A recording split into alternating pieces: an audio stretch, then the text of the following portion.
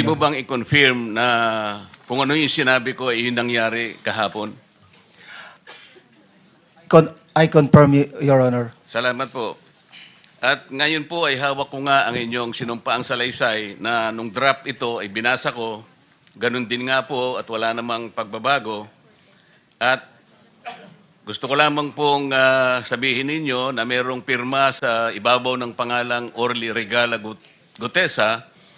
Kayo po ba ang nagpirma nito? I confirm, Your Honor. At gaya po ng sinabi nyo sa akin kahapon, voluntaryo ninyong ginawa ito at wala namang namilit sa inyo. At katotohanan yan, ako nga po ay ininyayahan nyo para makita ko yung inyong salaysay. Yes, Your Honor. Ito po ay pinanotaryo ninyo. Nakikita ko rin po. Totoo po ba itong notaryong ito? Totoo po, Your Honor. Okay. Ngayon, kayo na po ang magbasa para sa ganun ay marinig po ng buong kapulungan. Pwede po niyong basahin ang inyong salaysay. Maraming salamat, Your Honor. Mr. Chair, can he proceed? He may proceed. Ako po'y nagpapasalamat sa pagkakataong ito. Sa Senate Blue Ribbon Committee, Senador Ping Lacson, sir. At sa iba pang member na nandito po. Ako po si Orly Gutesa, may asawa, nasa tamang edad, Pilipino, makatapos makapanumpa na ngayon sa umiiral na batas ay nagsasaad at naglalahad ng gaya ng mga sumusunod. Ako po ay lumabas upang magsalita sa isyu na ito. Bilang isang dating sundalo, inaalay ko ang aking buhay para sa ating bansa. Sa pagkakataong ito, nagdesisyon akong magsalita at maglabas dahil ayokong maging masama ang kinabukasan ng aking mga anak, apo ko sa darating na panahon. Ayoko pong naririnig ko at napapanood ko sa pagdinig ng Blue Ribbon Committee. At ngayon ko po napagdugtong-dugtong yung naging partisipasyon ko po sa anomalya at korupsyon na ginawa at lumalabas sa hearing na ito. Yung palang pera na binubuhat namin at dinideliver mula sa masamang gawain na nagdulot ng baha na ikinamatay ng tao at imbes na gamitin ang pera sa edukasyon, medikal at programa na mapunta lamang pala sa bulsa ng mga politiko. Mabigat po sa akin magsalita dahil may pamilya ko. 4 ang anak ko, nag-aaral pa. May asawa ako at nangangalaga sa aking mga anak at marami akong kasama sa operasyon na may kinalaman sa ibabahagi ko sa inyo. Nagtatrabaho lang po kami ng mga kasama kong sundalo sa Philippine Marines. Huwag sana isipin na aking mga kasama na nagtatraidor ako. Ako sa aming trabaho at pinagsamahan dahil pare-parehas kaming may pamilya at gusto lang naman naming ayusin ang kinabukasan ng bawat isa. Wala akong iniisip na kapahamakan para sa kanila, bagkus ang gusto ko lang maiayos ang kinabukasan ng bayan at lahat kami. Noong December 5, 2004, na-hire ako bilang security consultant sa Ako Bicol Party List or AKB kay Congressman Saldico. At nasimula ng duty ko kay Congressman Saldico. Bawat umaga, nagre-report ako sa BGC sa Horizon, sa Bonifacio Global City, kung saan nakatira si Kong Saldico. Tuwing may duty at detailed ako sa basura, it means itong basura, ito yung box ng pera na pinag-uusapan natin sa kasalukuyan. Mr. Gutesa, mag-stick ka lang sa binabasa mo. Huwag ka nang nag-a-adlib. Kung ano yung nandito, basahin mo lang. Yes, Your Honor. Tuwing may duty detail ako sa basura, pumupunta kami sa 28 Ladybug Corner, Dragonfly, Valle Verde 6, Pasig City. Tagabuhat lang ako ng malita ng basura. Ang ibig sabihin ng basura ay malita na may lamang pera.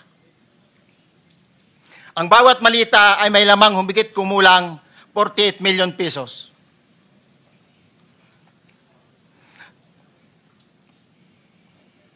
Ang bawat malita ay may post-it na nakadikit na nakasaad kung magkano ang laman ng bawat malita.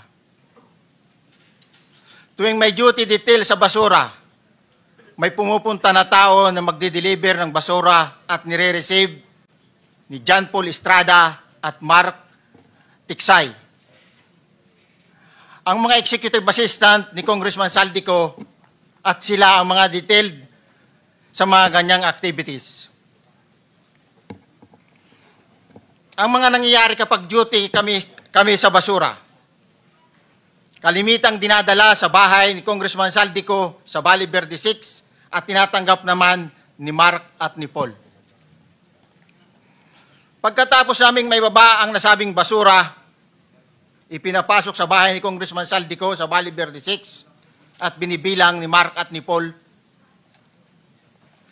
Alam ko na ang laman ng malita ay pera sapagkat nakita ko si Paul na binuksan ang malita at inilabas ang laman para bilangin. Ang isang ehemplo na nagdala ng pera ay si Congressman Eric Yap ng AXIS Party List.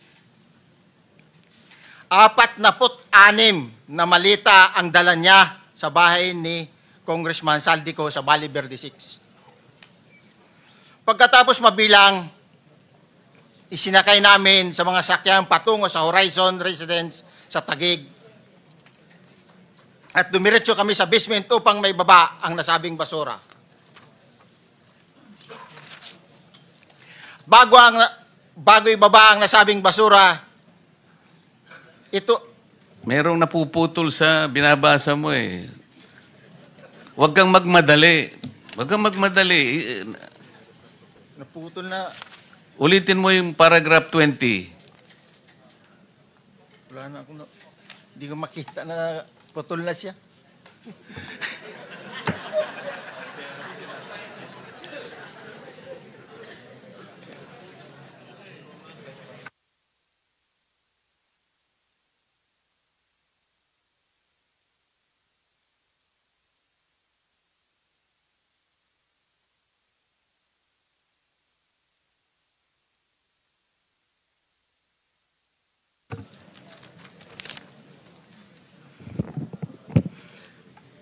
Pagkatapos, mabilang ang sinasakay namin sa mga sakyang patungo sa Horizon Residence, Taguig. Pagdating sa Horizon Residence, dumidiretso kami sa basement upang maibaba ang nasabing basura at dalhin sa unit ni Congressman Saldico sa 56th floor sa nasabing lugar kung saan siya nakatira. Bago ibaba ang nasabing basura, ito ay bawas na. Halimbawa, nag-akyat kami ng 46 na malita. Ibababa lamang namin ay 35 malita para i-deliver sa bahay ni House Speaker Martin Romualdez sa 42 McKinley Street, Taguig. Ang labing isang malita ay naiwan sa taas ng 56th floor sa Horizon Residence. Humigit kumulang 3 beses ako mismo ang nag-deliver ng basura sa bahay ni Congressman Saldico sa Horizon Residence at sa mga bahay ni Speaker Romualdez sa 42 McKinley Street, Taguig. Mas maraming pagkakataon na nagde-deliver kami ng basura sa bahay ni Speaker Romualdez at sa bahay ni Congressman Saldico dahil iba-iba kaming mga nakadetailed na close-in, backup at advance party na nagkakaroon ng rotation. Sa huli, ako po ay nagnanais na mapasailalim sa Witness Protection Program dahil alam ko po nanganganib ang buhay ko at ang aking pamilya sa ginawa kong paglalahad na ito. Sa katotohanan na ang lahat ay nilagdaan ko, ang salaysay na ito ay kusang loob at walang anumang pamimilit at bunsod lamang ng hangarin matulungan ang ating bansa. Ito po ay nilagdaan ko, Your Honor.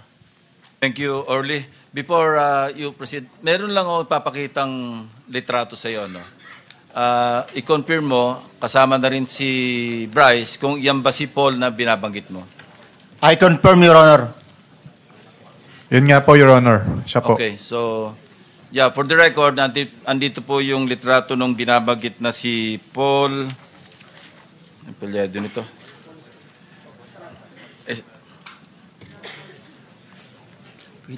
John Paul Estrada, hindi ba? Yes, Your Honor. Oh, sige. Thank you very much. You may continue, Senator Marcoleta. Thank you, Mr. Chair. Mr. Gutesa, dito sa iyong paglalahad ay gumawa ka ng isang paghalimbawa. Inihalimbawa mo si Congressman Eric Yap, ngunit isang tagpo lang yun eh. Ikaw ay na-hire ni Representative Saldico, sabi mo rito, ay December 5, 2024 pa. Yes, Your Honor. Sa pagkakaalam mo, mga ilang beses kayong gumagawa ng bagay na ito. Ibig sabihin, yung pagdi-deliver ng pera, sa natatandaan mo, gaano kadalas ang pagdi-deliver? Kasi ang ginawa mo kanina ay isang example lang.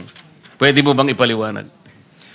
Your Honor, minsan kasi pag-duty kami, ang actual ko na delivers talaga sa bahay ni Congressman Romualdez is 3. Tapos pag may duty kami, nagkakaroon ng detailed. Minsan namumonitor ko doon sa group chat namin, may basura tayo deliver. Minsan namumonitor ko siya is 3 times a week ang delivery doon sa Forbes, sa bahay ni Kung Romualdez. Yung pera minsan nanggagaling lang doon sa horizon sa taas, ibinababa. Tapos may detail lang na tao, namumonitor ko naman sa GC namin. Kaya nalalaman ko yung movement ng tropa, kung ano yung sinasabing basura ng delivery. Your So Honor. yung delivery o yung movement ng tropa nagaganap average 3 times a week. 3 times a week, Your Honor. Nagsimula noong December 2024. Yes, Your Honor. Hanggang ngayon ba ay naglilingkod ka pa kay Representative Saldico? Sa kasalukuyan po ay nag-resign po ako noong August 5, itong taon po na ito.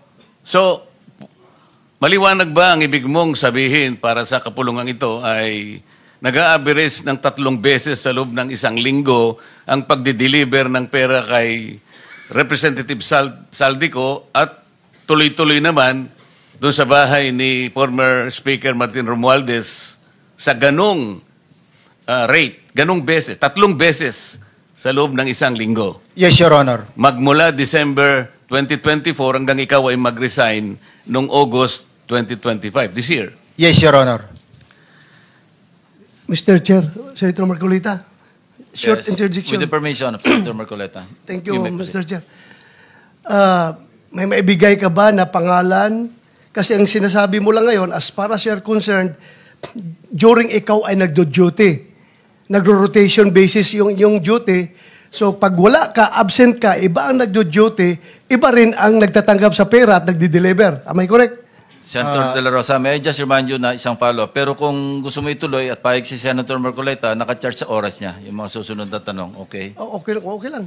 Okay lang. Sige, boss. May- Nanghiram meron lang pa naman namang- ako sa iyo. Go ahead. Meron ka pa namang 4 na minuto pa mahigit yan. Yes, sir. So, sige. Very quick lang.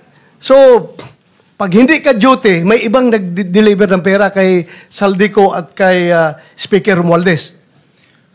Pag nangyayari yan, sir, pag hindi ako duty, may makadetail talaga sa basura na yan. Pero ang authorized lang na mag-deliver at mag-receive niyan is yung dalawang tao na binanggit ko, which is John Paul Estrada and Mark Tiksay. Okay. Thank you, Mr. Chair. Thank you, Senator Marcolita. Mr. Gutesa, sa panig ng pagdi-deliver sa bahay ni former Speaker Martin Romualdez, sinong tao ang nagre-receive? Sa mga ganun, sir, ang may contact, Your Honor, is yung si Paul at si Mark lang ang may contact doon sa receiver. So pagdating doon, nakabukas na yung gate doon sa Forbes, pumapasok na lang kami. Then pag nabuhat na namin yung mga malita na ibaba na, so lalabas na kami. Wala na kaming ano. Basta may deliver lang namin yung mga basura doon sa bahay, wala na kaming ano noon, Your Honor. Alin-aling bahay Yung ang 42. pinagdi-deliveran mo sa panig ni former Speaker Martin Romualdez? Yes, Your Honor, yung 42, yung dito sa may Forbes Park. Yun lang? Wala nang iba? Mayroon pa yung bagong nakaraan doon sa 19 Nara, yung dating bahay ni Michael Yang. Sa pagkakatanda mo, mayroon pang ibang lugar na kung saan nagdi-deliver kayo? Sa Aguado, dyan sa Malacanang. Aguado? Excuse me, Senator Marcoleta. Sino Michael Yang? Yung dating sa Pugo yata yon. Sa? Yung dating sa Pugo. Yung Michael Yang. dating bahay ni Michael Yang. Dating bahay. Yes, Your Honor. Okay, thank you. Ibig mo sabihin, nabili ni Speaker Martin yung bahay ni Michael Yan? Allegedly, Your Honor. Pero paano mo alam na bahay ni Speaker yun? Kasi doon na nagde-deliver yung tropa nung hindi na nagde-deliver doon sa 42, Your Honor. Ngayon, sinasabi mo meron kayong chat. Nagagamit mo yung chat para ma-monitor mo yung rate ng delivery at kung sino-sino yung nagdi-deliver? During the time nung nandoon pa ako, Your Honor. Mr. Chair, salamat po at baka meron pa pong Thank you. gustong itanong ating May mga kasama. papakita pa ako isang litrato pa, no? Identify mo lang siya. Sino yan? Mark Tiksay, Your Honor. Meron pa ba nakakakilala sa kanya bukod sa'yo? Dito? Wala. Nabanggit kasi ni Engineer Alcantara rin dito eh. Sa salaysay mo noong September 23, sinasabi mo, hindi ko po siya na-meet during pagdadala. Ang tao niya po ay may alias lang na Paul at Mark. Na-meet mo ito si Mark, Engineer? Sa Valle Verde po, once lang po. So, kinukonfirm na si Mark Texa ito? Mark po and Paul, karaniwan po. Ng, Okay, thank you. Thank you, Senator Marcoleta. Mr. Chair, may tatanong lang po kung Yes. with the permission of Yeah, okay. Senator Marcoleta. Mr. Orly, sabi niyo po 46 na maleta na nagkakalaman po ng 48 million bawat isa. Tama po ba? Based doon po sa level nung malita na nakita ko, Your Honor. Paano po nalaman ninyo na 48 million po ang laman ng bawat isa? Kasi bawat malita po, mayroon siyang post-it na nakalagay, may sign na 48. Lahat po yun may 48. Yes, Your Honor. So, yung 46 maleta, 48 million ang laman ay nagkakahalaga po ng 2.2 billion. Alam niyo po ba yan? Kung 3 times a week ang sinasabi ninyo, ang delivery. Based sa my experience, doon lang ako naka-experience ng 46 nung time na yon, Your Honor. Hindi naman po every week or monthly ito. Yes, Your Honor. So at one point, yung 46 na maleta, 48 million ang laman, 46 times 48 million ay 2.2 billion. Excuse me, Senator Marcoleta, paubaya mo na sa kanya yung oras na naiwanan mo, now 1 minute. Isang tanong na lang. Sige, okay. 2.2 billion. Ganun po yung multiplication eh. Siguro, Your Honor, yun ang lumalabas. So one time lang po ito. One time lang po, yung time ko lang yan, nung panahon na na-identify ko si Congressman Yap, Your Honor. Alright, maraming salamat po. Thank you. Yung paghalimbawa mo, kaya mo ginawa, dahil yun ang pinakamalaki. Yes, Your Honor. Pero pangkaraniwan, dahil 3 times a week, mga ilan sa tingin mo yung karaniwang na i-deliver? Ilang maleta? Usually, pag nanggagaling na sa Horizon, na idine-deliver na doon sa Forbes, minsan mayroong 15 or kaya 18. ang malita. Pero yung malalaking malita yon na nagre-rate yung bawat malita minsan, mayroong 48, may 50. Sa mga tweet, Mr. Gutesa, pangkaraniwan, 15 to, 15 to, Your Honor? yun ang average, pangkaraniwan. Yes, Your Honor. Yung nabanggit mong nabigla ka sapagkat malaki, 48, yun lang kay Congressman Eric Yap. Yes, Your Honor. Yun ang time na nakita ko talaga in yung ganung kabalk Okay. yung balita na yun, Your Okay. Honor.